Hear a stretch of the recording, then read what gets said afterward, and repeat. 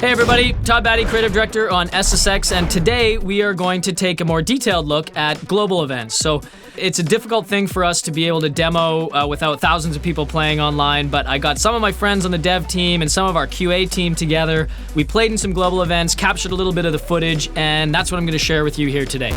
Okay, so the first thing we're going to look at is how do I get into a global event. We want to make this as quick and seamless, as easy as possible, so I scroll down to global events in the main menu, and the first thing that I see is my RiderNet wall. So the RiderNet wall has a number of recommendations of events my friends are competing in, events that I'm actually already competing in. You can see I was already competing in 2 events there. So I go ahead and select one of those. It's a race global event, 30-minute race, 37 riders competing, and there's about 3 minutes left in here. I'm gonna go ahead and select Moby, load into this race, and see if I can improve on my standing. So we get up at the top of the level. First thing you see is a leaderboard on the right-hand side that lets me know I'm currently sitting in the gold bracket with a time of 1 minute and 11 seconds. You can see the people that are with me here are people with me in real time. Somebody jumped out and just started their run. Somebody else jumped out in front of me. Somebody else was loaded in behind me. I'm gonna go ahead and follow those 2 people who jumped out, race them down to the bottom, see if I can beat them, and hopefully in the process post a faster time and improve on my standing.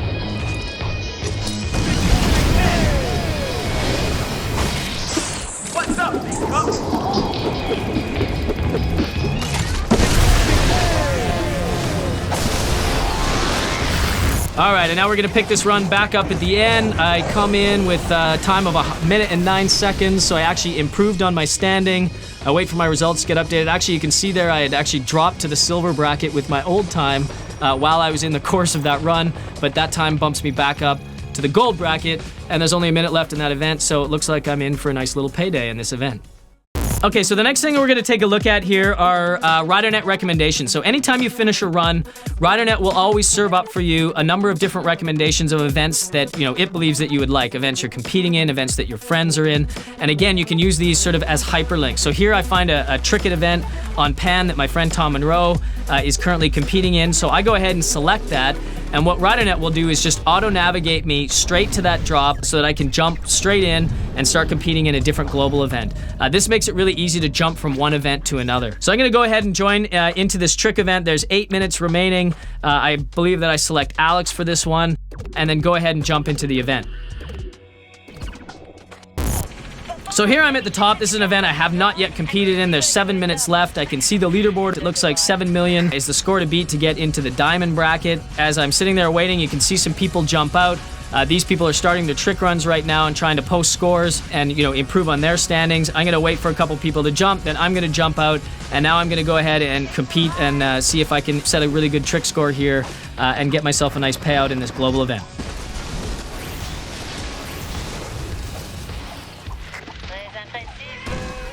All right, and we picked my run up here at the bottom, and with the magic of editing, you did not have to see me have a pretty terrible run, actually. I posted 5.5 million points, which I think put me right at the absolute bottom of the standings for this event. Yeah, there you go. I am in the bronze bracket and barely going to earn my credits back. So I am going to go ahead and restart and see if I can improve on that standing and hopefully earn myself a little better and redeem myself. So here I am back at the top again. There's only 4 minutes left in here, so I probably have time for only 1 more run, maybe 2 in this event. Wait for a couple people to jump out. There's a good pack of people. I'm gonna go ahead and go up against those guys right now. So as I'm going down the run here, one of the things you will note is there is a ghost with me. So on all the runs that I've done and all the runs that you see, you'll see there is one turquoise colored character. That is a ghost. That's not somebody who's there in real time. That's a recording of the guy who is in the bracket above me in the standings. So that's somebody that I can always have, that I know that if I beat them down the run in a race event or I beat their score in a trick event, that's the person that by beating them will make me advance to the next bracket.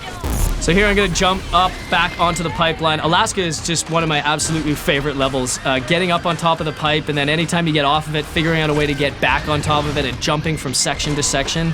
Definitely one of the gameplay highlights in this game. I absolutely love it. Oh yeah, and there's where I smash into a tree and bail. By the way, for our community members, anybody who is worried that this game was going to be too easy, I can absolutely assure you there is so much challenge built into this game. It is the epitome of easy to pick up and play, but incredibly difficult and challenging to master. So I make use of the rewind feature there, which cost me quite a few points, but I was having a pretty good run, and I decided that I wanted to finish it anyways to see how I go in the standings. And now we pick up my run at the very end. Still not a fantastic performance by myself, but a little bit better. I scored over 7 million points on that run.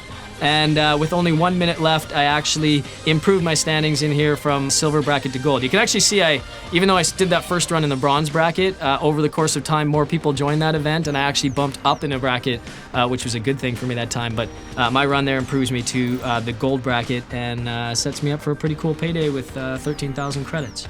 All right, so now we pick things back up. I've gone all the way back to our main menu. I use the main menu kind of like a resting point for me in SSX. I come out to the main menu, and by using our Twitter Vision inspired 3D globe, I can see what's going on, everything that's going on in the universe, what my friends are doing, where they are, and I kind of use that as a way to make my decisions. And then a notification pops up and lets me know that one of my friends has joined a global event. And so actually all of those are actionable. So I decide that I'm going to go ahead. I open that up by pressing the RiderNet button, and with a single press of a button, RiderNet takes me directly to that event. So anytime you see one of those notifications, they are all actionable, and you can use them to navigate and get to where you want to get to very quickly and easily in SSX. So the guys decided that they wanted to do a race event on one of the deadly descents. So one of the coolest things in our game is that the deadly descents, you can race and trick them. Adds a whole new strategic element to racing and tricking when there's a metagame you need to worry about. So for this one, they decided that they wanted to try to do a race down the rock deadly descent. So I'm going to go ahead, choose Griff, kit him out in some sweet gear, and see if I can outrace those guys to the bottom. All right, so here we are at the top of the event. I've got Griff kitted out in a sweet mustard yellow suit, and I'm gonna go ahead and take a run down the rock deadly descent and try to post a fast time and see if I can actually win this global event. You can see a couple of my friends racing there, slightly ahead of me, Connor Dugan, Tom Monroe. Connor is the only person who's actually posted a time so far. He was probably joined this event right when it very first started. So he is right now the guy to beat, and the ghost that we're chasing at 1 minute and 28 seconds. And Connor's also obviously trying to beat his own time. All right, so here we pick it up at the very end. Mercifully, thanks to some editing, we didn't have to see some of the troubles that I had along the way. Even Tom Monroe finished ahead of me after crashing in the rocks. I posted a time of 1 minute and 37 seconds, which only put me into the silver bracket. I was having a rough day this day. These aren't my best tracks. But we ended up having so much fun on that we stayed in this event for quite a while and had some great races against each other and had a lot of fun. Okay, so now we're back out at the front end, and the last thing that I wanted to show is how you set up a custom global event. So on any single drop in the game, there's over 150 of them. You can create your own custom global event and set it to whatever specifications you want. So here I navigate over to a drop called Don't Make Me in Siberia. I create an event. I think I just made a really short race, like 10 minutes long, set a pretty steep drop cost, winner take all, and no wingsuits allowed, and went ahead and created the event. And the way it works is as soon as you've created a custom global event, every one of your friends will then get a notification from RiderNet that appears up in their top left corner, and also an item will be created in every one of their RiderNet walls that says that I have set up a custom global event and I'm currently competing in it, and they can use that to join in. So while I'm getting Max set up here, you can see my friend Tom Monroe joins into this same global event. So I'm already aware that my friends are joining. My friend Sam Black joins the event. I get Mac all set up, and here we are at the top. Took just over not quite 2 minutes to get the whole thing going, and now I'm gonna go ahead, jump out, and we ended up having a great global event, which I did not win again, but we had a really fun time. Siberia is a really cool region. All right, so that's global events. We're gonna leave you off with some highlight footage of the rest of the runs that I did that day. Just a reminder, global events are constant, ongoing tournaments at every single drop point in the SSX universe. You can dip in and dip out at as many of these events at the same time as you want, with RiderNet always there to point you to where your friends are. With global events, it's never been easier to compete in real time against your friends and against other people playing SSX. So I'm Todd Batty, Creative Director. Thank you very much. We'll see you on the slopes February 28th.